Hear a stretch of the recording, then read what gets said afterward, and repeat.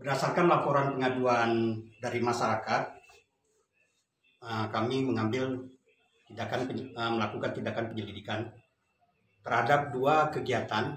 Yang pertama, kegiatan pada Dinas Kesehatan Kabupaten Nagikeo. Yang kedua, Badan Penanggulangan Bencana Daerah Kabupaten Nagikeo.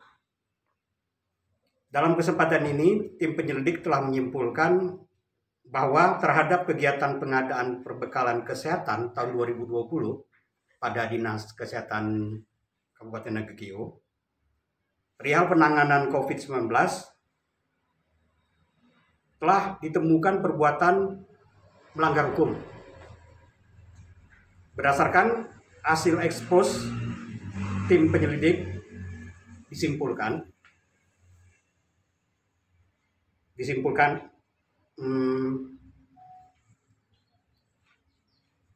untuk meningkatkan status penyelidikan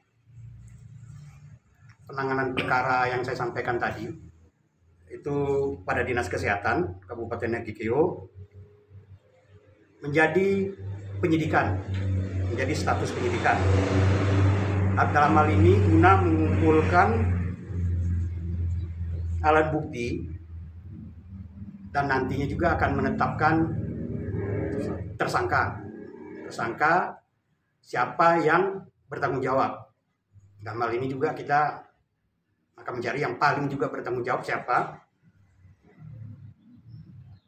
yang telah melakukan perbuatan yang menimbulkan kerugian keuangan negara di tengah pandemi COVID-19, yang mana ancaman terhadap perbuatan tersebut apabila nanti dapat dibuktikan di persidangan, itu ancaman maksimalnya adalah hukuman mati.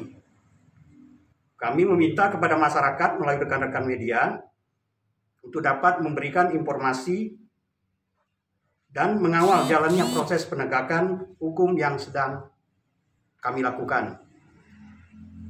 Ya, ini Kejaksaan Negeri Ngada sekali lagi berharap untuk dari rekan-rekan media dapat mengawasi dan mengawal tindakan penanganan perkara ini. Adapun selama proses penyelidikan dalam kegiatan pengadaan, tim penyelidikan Kejaksaan Negeri Ngada telah melakukan permintaan keterangan terhadap 10 orang yang terdiri dari aparatur sipil negara, dalam hal ini pegawai PNS atau Pemkab Nagikeo dan pihak swasta. Saya kira demikian. Silakan apabila ada yang mau ditanyakan. Baik, Pak. Dari saya, dari Victor News.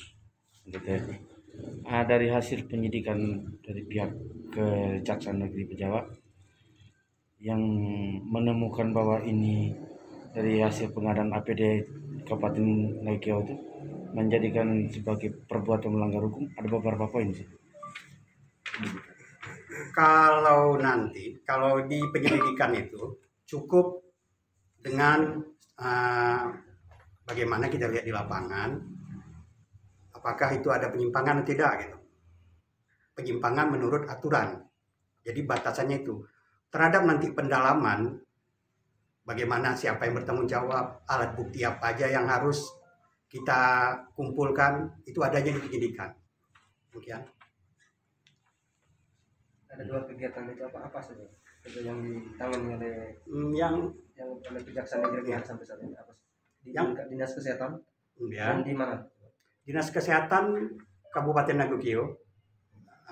Dalam hal ini itu pembekalan alat kesehatan, salah satunya pengadaan masker yang sementara ini hasil dari penyelidikan kami itu ada 4.000 jadi semuanya.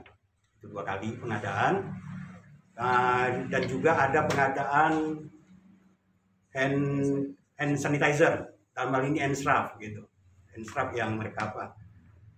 Dan salah satu jadi permasalahan juga, di mana dalam permintaan pihak pengguna, dalam ini Dinkes Kabupaten Nagikeo meminta N95, tapi untuk 2 kali pengadaan tersebut yang mereka berikan, ada si penyedia berikan itu KN95, itu juga salah satu termasuk indikasi.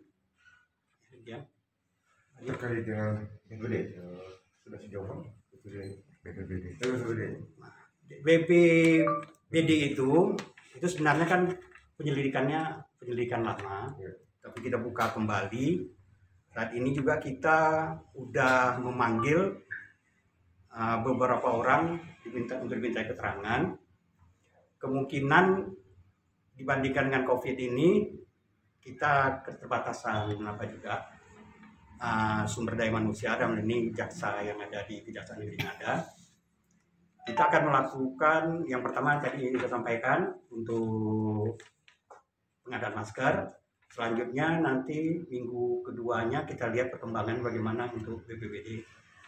Yang jelas sampai saat ini kita juga punya indikasi untuk adanya perbuatan melawan hukum dan besar kemungkinan untuk ditingkatkan ke penyidikan. Tapi kita belum dapat pastikan. Terkait dengan tingkat dari penyelidikan ke penyidik, kira-kira kapan sih tetap tersangka? Dan berapa orang itu? Kalau yang untuk penetapan tersangka, kita itu yang awalnya memang kita mengumpulkan alat bukti itu, terus kita akan memilah nanti siapa yang bertanggung jawab, nanti baru kita, ya karena kan penyidikan, kalau penyidikan yang awal ini kan pasti penyidikan umum, belum menentukan tersangka, nanti kalau ada khususnya baru. Kira-kira Bupati sudah diperiksa belum? Bupati dalam hal ini untuk yang mana BP? Terkait dengan pengadaan ini. Kita lihat nanti apakah kita memerlukan keterangan Bapak Bupati atau tidak. Ya artinya bisa nggak untuk dalam hal rangka kami mengumpulkan alat bukti ini, keterangan itu mendukung. Artinya untuk sementara Kepala Dinas Kesehatan peluang untuk tersangka. Selaku PA ya bisa, benar. Sejauh ini berdasarkan hasil penyelidikan yang sudah dilakukan oleh pihak kejaksaan ini, ada berapa temuan kerugian negara akibat dari penyalahgunaan keuangan? Kalau untuk kerugian negara nanti terkait masker, pengadaan masker. Masker ya. Kalau masker itu kita nanti bisa mengumpulkan alat bukti itu. Di situ kita nanti akan meminta keterangan pihak berkepentingan dalam ini ahli untuk menentukan harga tersebut. Kalau memang terdapat selisihnya itu berapa kan? Yang bisa merugikan keuangan negara, jadi keuangan negara. Jadi kalau ditanya besarannya, ya semua itu bisa terjadi, tapi kita lihat hasilnya. Bisa aja total loss. Artinya semua itu bisa aja nggak diakui, karena kan terindikasi juga dari semua barang itu nggak ada izin edar gitu. Tapi itu hal yang lain, tapi kan itu saya bilang bisa jadi total loss. Ada lagi? Izin Pak Kejari, ini ada satu hal lagi. Artinya ketika Pak Kejari, ini kan dulu kan penyelidikan, sekarang masuk ke tahap penyidikan. Ya. Paling tidak kan ada indikasi kerugian keuangan negara. Dalam hal ini pihak kejaksaan pasti punya alat bukti. Kira-kira alat bukti apa sudah ada di tangan kejaksaan sampai kasusnya sudah naik ke tingkat penyidikan? Untuk sementara.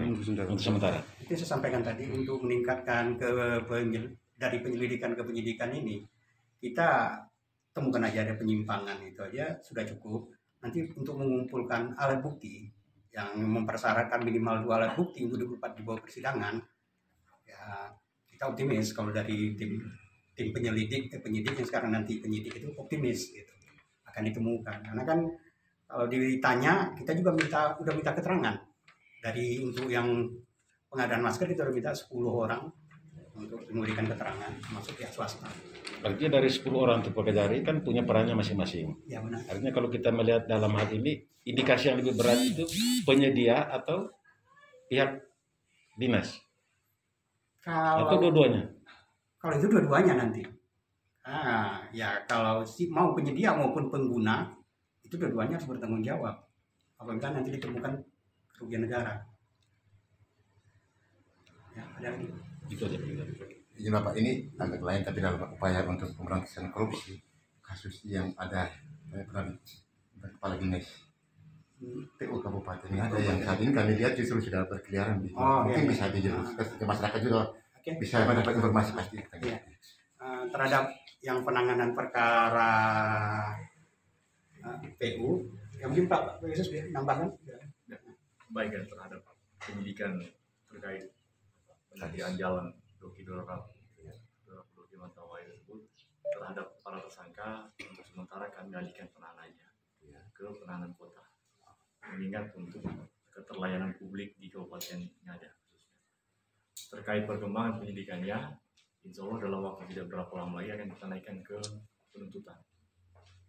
Nanti setelah penuntutan pasti akan kita lakukan penahanan dan kita akan bawa untuk menyidangkannya di demikian. Kalau sedikit saya tambah sedikit lagi. Kemarin sebelumnya itu menyampaikan bahwa penetapan ada nama tersangka. Tapi itu kapan lagi? Sudah lewat bulan. Bukan seluruh bulan, maksudnya kan ini dalam pengembangan. Pasti akan ada penambahan. Karena memang nanti dalam dakwaan kami tergambar nanti siapa yang akan menjadi tersangka tambahan itu akan tergambar dalam dakwaan kami. Tentunya nanti setelah kami bacakan di persidangan. Terima kasih Bapak. Terima kasih. Terima kasih banyak.